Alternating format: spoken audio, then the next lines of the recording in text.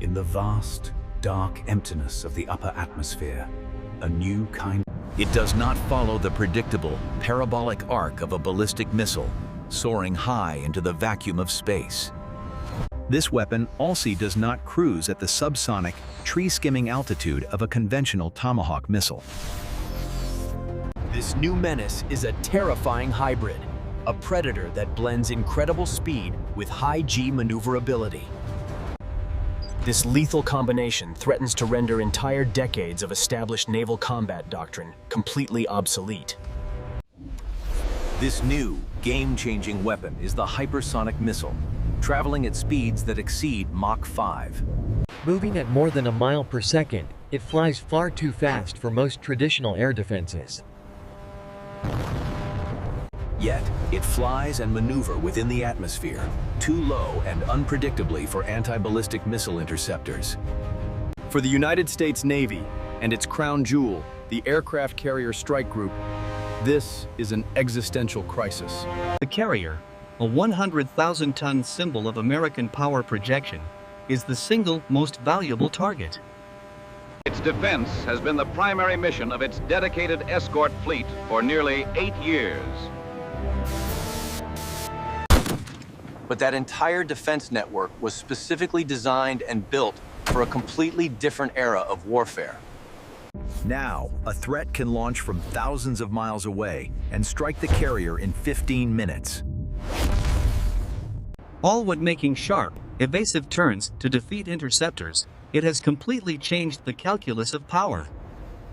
The sword of offensive warfare has taken a massive, generational leap forward, creating a significant new gap.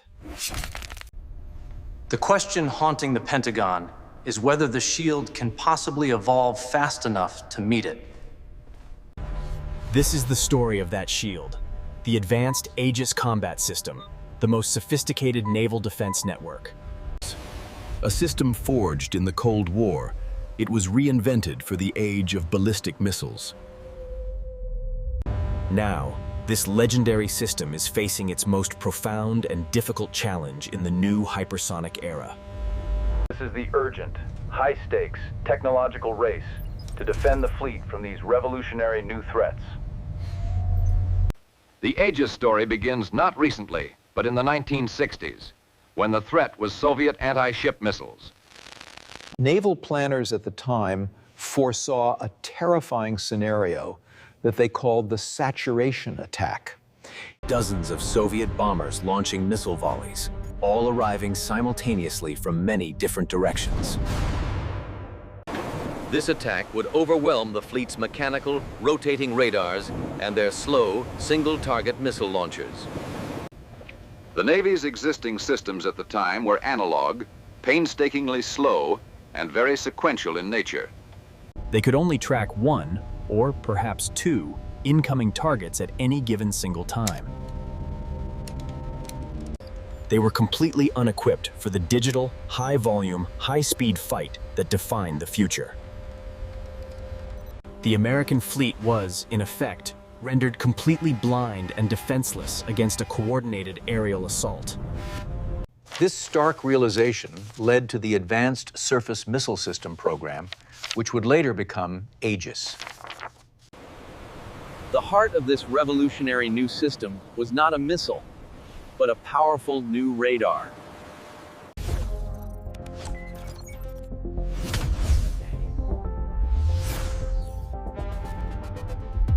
Unlike a traditional radar, which physically rotates its beam 360 degrees, the brand new SPY-1 was static.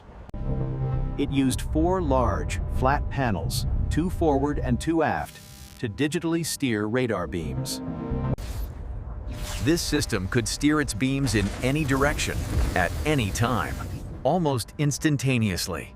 It was not one radar, but thousands of small radar elements, all working together in concert. All of these elements were controlled by a new, powerful central computing system. For the first time, a single ship could detect, track, and engage hundreds of targets. It could engage all of these targets simultaneously, from the sea surface to the edge of space. The very first ship to carry this revolutionary system was the USS Ticonderoga, commissioned in 1983. This entirely new class of guided missile cruiser was built specifically around the Aegis system. Its Combat Information Center, or CIC, was a darkened, futuristic space, unlike anything seen before. Rows of sailors monitored glowing blue screens showing the SPY-1's real-time 360-degree picture. The system's powerful computers analyzed all the data, identified threats, and assigned priority levels. It even suggested engagement solutions to the human operators, compressing the kill chain to seconds.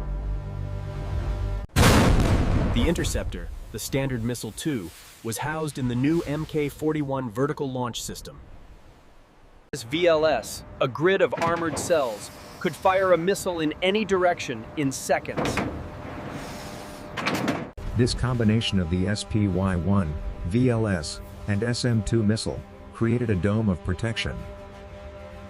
The powerful new Aegis system could see everything, track everything, and kill anything that flew.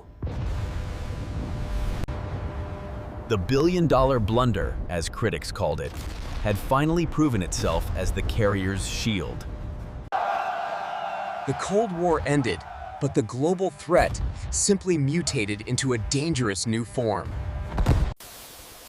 The 1991 Gulf War highlighted the new danger of short-range ballistic missiles like the Scud. The Navy realized its shield, designed for cruise missiles, was blind to threats from space. An anti-air warfare system was simply not an effective anti-ballistic missile defense system. And this sparked the next great evolution of the system, Aegis Ballistic Missile Defense, or BMD. The challenge was immense, often described as trying to hit one speeding bullet with another. This required modifying the SPY-1 radar and developing a brand new interceptor, the Standard Missile-3. The SM-3 is a technological marvel that does not carry a conventional explosive warhead. Instead, it carries a kinetic kill vehicle, or KKV, which detaches after its boost into space. The KKV uses tiny thrusters and an infrared seeker to home in on the enemy warhead. In 14 places. It destroys the target by simply colliding with it at over 20,000 miles per hour.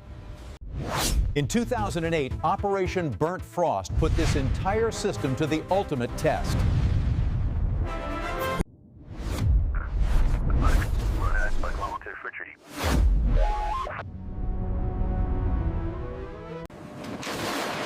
From the cruiser USS Lake Erie in the Pacific Ocean, a single SM-3 interceptor was fired. It climbed 150 miles into the blackness of space and slammed directly into the satellite. Hit! Hit! Hit! Aegis BMD was no longer a theory. It was a proven, operational, and reliable capability. The Arleigh-Burke-class destroyer soon became the new backbone of the entire Aegis fleet. These ships incorporated all the BMD upgrades and were deployed globally to protect Allied interests. This included Aegis ashore sites in Romania and Poland, using the same naval components. The powerful Aegis shield had now successfully extended from the sea to protect the land. But just as the Navy was mastering the ballistic missile problem, the rules changed again. Competitors invested heavily in a new technology designed to bypass it, the hypersonic glide vehicle. An HGV is launched like a ballistic missile, but it detaches and glides on atmosphere's edge. It uses its aerodynamic shape to perform high-speed, completely unpredictable evasive maneuvers. This presents a true nightmare scenario for Aegis as it flies in the gap. It is too high for the SM-2 missile, which needs air to breathe for its fins.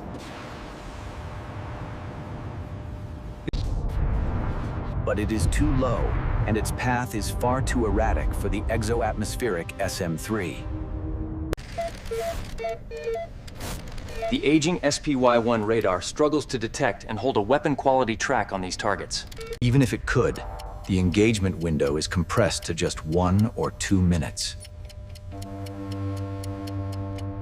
The shield that protected the fleet for 40 years was suddenly, terrifyingly, rendered obsolete. The offensive sword was once again superior, beginning the race to forge a new shield. This race is the single most urgent technological priority for the entire United States Navy. The solution requires a new generation of destroyers, advanced radars, and sophisticated missiles. The first piece of this complex puzzle is the replacement for the SPY-1 radar. It is the new Flight 3 Arleigh-Burke destroyers AN/SPY-6, the Air and Missile Defense radar. The SPY-6 is a quantum leap forward, a digital, active electronically scanned array, or AESA. Built with gallium nitride technology, each module is its own self-contained, software-controlled radar. This new radar is reportedly 100 times more sensitive than the old SPY-1 system. It can see targets that are half the size at twice the distance, a critical advantage. This incredible sensitivity is the absolute key to detecting the small, faint signature hypersonic glide vehicles. But seeing the hypersonic threat is only half the battle. You must also kill it. This requires a new network, NIFC-CA, or Naval Integrated Fire Control Counter-Air. This concept links every single sensor in the strike group into one distributed sensor shooter network. The eyes are no longer limited to the radar on the firing ship.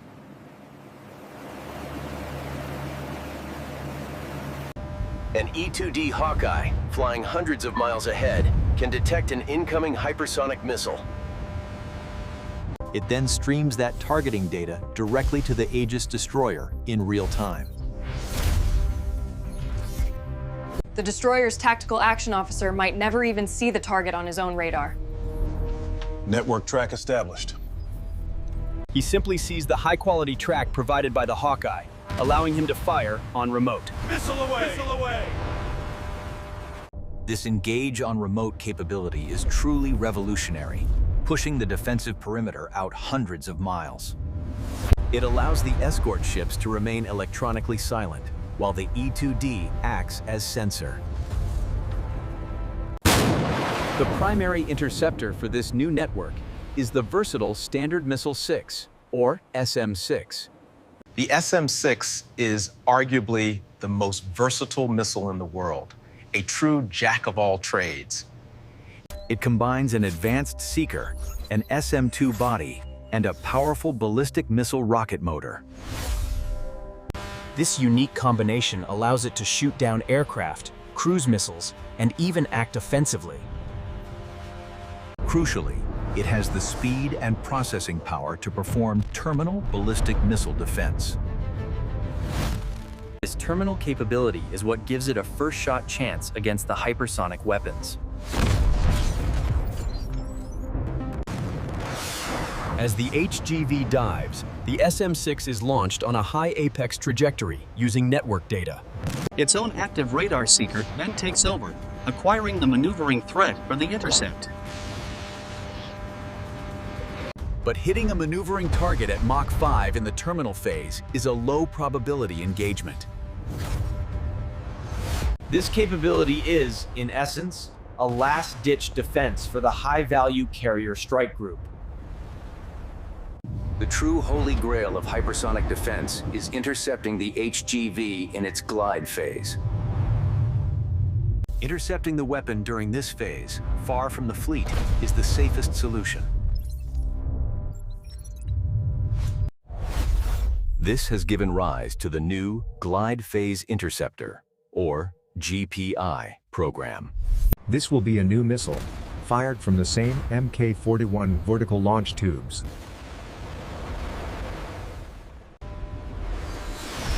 The GPI will be a larger, faster, and far more maneuverable weapon than the SM-3. It needs a new seeker and revolutionary thrusters to hit a target jinking at 5,000 miles per hour. The technical challenges for developing this particular kind of interceptor are absolutely astronomical. The seeker must acquire a target heated to thousands of degrees, distinguishing it from Earth's clutter. Developing the GPI is a national priority, and it is a desperate race against time. Until it is fielded, the fleet's defense against these advanced threats remains worryingly thin. While technology is forged, the human element remains at the center of this new battle. Inside the CIC, the atmosphere is one of controlled, intense pressure as the TAO monitors. The data volume is so immense that artificial intelligence algorithms are now being integrated. These algorithms can sort thousands of tracks, identify a hypersonic profile, and recommend engagement. The TAO must then make the loneliest decision in warfare, to trust the machine's solution. The detect-to-engage loop is now so fast, the human in the loop is becoming human on the loop. This is the new reality of naval warfare, a hybrid of human intuition and machine logic. Both are straining to make a life or death decision in the space of only a few heartbeats. The strategic implications of this technological arms race are, without a doubt, extremely profound. The Aegis system is more than a shield. It is the offensive enabler for the fleet. It is the confidence that allows a carrier strike group to sail into contested environments. If Aegis can defeat hypersonic weapons, it maintains the status quo of American maritime supremacy. If it cannot, the carrier is forced to operate from standoff distances, reducing its power. The economic implications of this new arms race are just as staggering as the technology. An SM-6 missile costs over $4 million, meaning the fleet fires platinum bullets. This grim economic reality is pushing the Navy toward its next evolution: directed energy. Lasers and high-power microwaves, like the Helios system, offer the promise of a deep magazine. As long as the ship has electrical power, it has an unlimited number of bullets.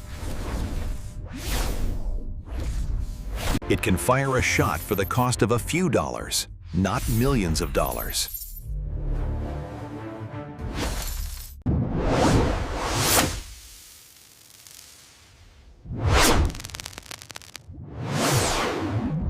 These advanced systems are no longer science fiction. They are being deployed on ships today. The ultimate goal is a megawatt-class laser, powerful enough to intercept cruise missiles. This represents a fundamental and long-term shift from kinetic warfare to energy warfare. The Aegis system of the future will be a layered defense, integrating missiles and lasers. The Aegis shield, therefore, is not a static object, but a living, evolving ecosystem. It is the collective effort of tens of thousands of engineers, scientists, and sailors. It began as a solution to the Soviet saturation attack, then evolved for ballistic missiles. Today, it is transforming itself once again to counter the modern hypersonic nightmare. The destroyers and cruisers standing the watch tonight are testaments to this endless technological duel. Their radars are probing the darkness, their missile tubes ready, their CICs lit by Aegis. They are the shield of the fleet, A shield that must hold for national survival. Upon their success or failure rests the balance of naval power in the 21st century. The sword is incredibly fast, but the shield is vigilant, and the great race is on.